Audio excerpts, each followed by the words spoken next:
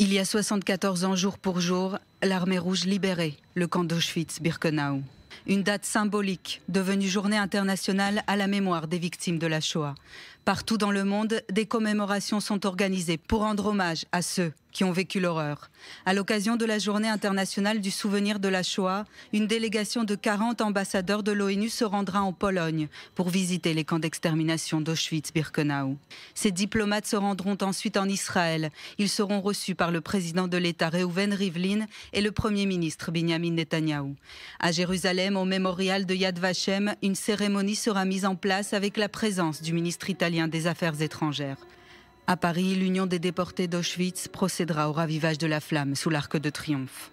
Et une commémoration sera organisée à l'UNESCO en partenariat avec le mémorial de la Shoah. La journée internationale à la mémoire des victimes de la Shoah coïncide avec la publication cette semaine de nouveaux chiffres sur l'antisémitisme. Selon une enquête Eurobaromètre réalisée par la Commission européenne, sur plus de 27 000 personnes interrogées dans toute l'Union européenne, 34% des personnes sondées ne savent pas que le négationnisme de la Shoah est une infraction pénale. 36% seulement des Européens pensent que l'antisémitisme a augmenté ces 5 dernières années, alors que 89% des Européens de confession juive ressentent l'inverse. 4 Européens sur 10 pensent que la Shoah est déjà suffisamment étudiée et qu'il ne faut pas en faire davantage à l'école.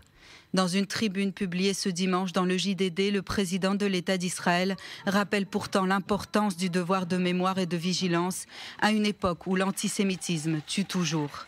Un devoir de mémoire pour ne jamais oublier les victimes de la barbarie nazie.